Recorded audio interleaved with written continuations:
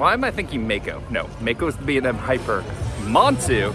I'm standing in North Carolina and South Carolina at the exact same time, which can only mean one thing.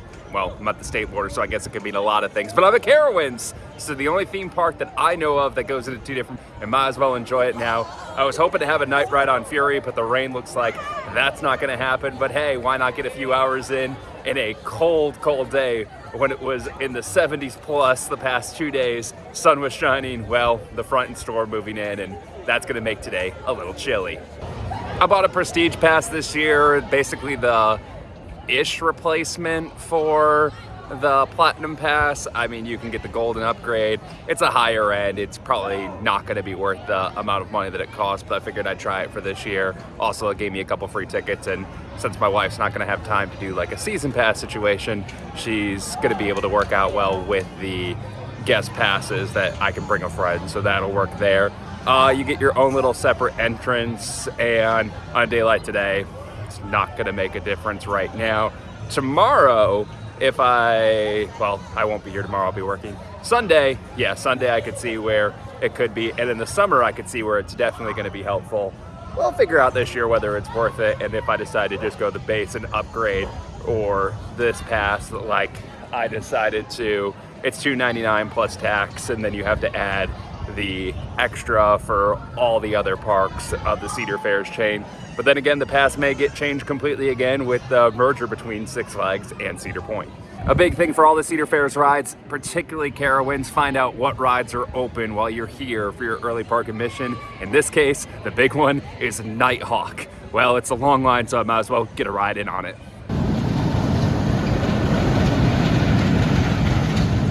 So I've actually never rode Nighthawk before. I rode basically the exact same thing when it was X-Flight, and then when it was Firehawk, big Firehawk, yeah, at Kings Island.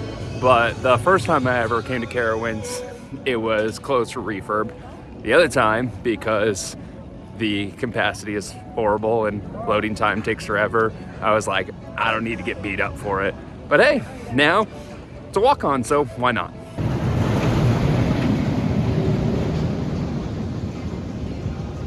Well, actually, it's still testing. So now first time ride on Thunder Striker, or Intimidator it was known.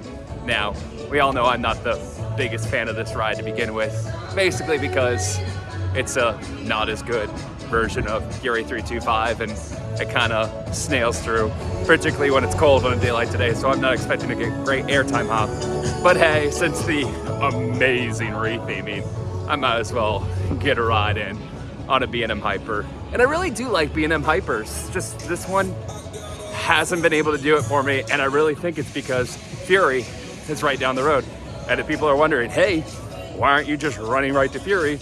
Well, that's because it's not included until, I think, May for early park admission.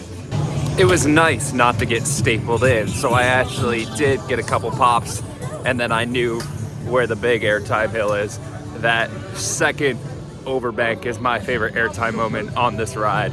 So I held it up until then, and then got a nice floater air moment. But then the second half just kind of crawls through. Now I know it's gonna be slower now because it's cold, and it was a very cold ride on it, but hearing Thunder Striker multiple times instead of Intimidator is strange. But yeah, I had a enjoyable, it's fine. It really is fine. It's just not next level by any stretch. And there's so many B&M Hypers that I prefer to this one. And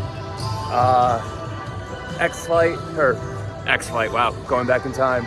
Nighthawk is open, so I'm gonna go catch my first ever ride on this Vekoma. Oh, I am not looking forward to this. It's gonna be painful, isn't it? I am not meant to ride this ride. I know I've done the equivalent to it, but I just want the one little credit for it. And everyone's stuck down there right now. So yeah, they've run one train, took forever to load because, well, it's a old Vekoma flying coaster. I'm excited for their new ones, but yeah, they're still down there. They just did a check to make sure everyone's okay. Tech, yeah. who knows if I'm actually gonna get to ride this. And by the time I do, the actual park's gonna be open, and I wanna ride Fury. Really wanna ride Fury, and I'm sad that this is impacting this. I might leave, we'll see. And the ride is down. I still will never get to ride this ride. And the part of the park is open for Fury, and there's a run there. Let's go check it out. 3 back row rides in on Fury. Thing just hits. It's absolutely amazing. I like to call it, for coaster enthusiasts, the perfect relaxing thriller, because obviously it has its moments of ejector air. You feel like you're falling forever, floater time galore, you hit the turns. It's so beautiful. It's an amazing ride, but it's also relaxing because it's not like that giant punchy launch inversions. You just kind of get to hang out and just have fun enjoying the moment. It is a perfect, relaxing, thrilling moment. Since I'm typically a single rider, hence the term single rider Brian, I get partnered with a lot of people and see a lot of things. Today's 3rd time on Fury was interesting. There are 3 people, and one was sitting next to me, and he was terrified by the ride. I get it. And when we started dropping down, he gripped his harness and then also latched onto my harness to hold him in, and he death gripped both. I'm not sure what the thought process was there, but it made me burst out laughing. This short little morning session is being a basically complete success, apart from not getting to ride Nighthawk, but that might be a success in its own right. Just got off Copperhead Strike. Obviously, it's not rough by any stretch of the imagination, but there certainly is a rattle. I feel like it's gotten worse, but I also just might be underselling it in my mind. But also, I feel like I got more airtime than usual on the second launch. Now, launches aren't forced slow, as I've talked about before, and you do get all that B&M roar. I'm walking to Afterbird, if you can't tell. And I feel like I got more of a pop out of there. I was in the back row as well. But yeah, it's a fun, not great, but fun ride. Very solid. Now time to ride my second favorite ride in the park, Afterbird Fury, obviously #1. I love Afterbird so much. It's such a good B&M invert. I still think my #1 is Montu at Tampa Bay Busch Gardens, but I think this is 2 in front of Raptor, but any of the 3. Obviously I haven't gotten to do Nemesis in Europe, which I would love to do, but Europe theme park adventure, not on the cards for a bit. Hopefully at some point, because there's a lot of coasters over in Europe I want to do. So if you want some content on that, hit that subscribe button so I can build up the channel and justify a trip to Europe and also, you know, see Chelsea. Go CFC. And that line right there is why I never get on this thing, because that's not that long of a wait. I guarantee you it's over a half hour plus because of how slow operations are. Since I couldn't get a ride in on Nighthawk, I think it only makes sense to do a trip to Fury for one last ride to wrap up the morning session. Hope you enjoyed the video, got some information out of it.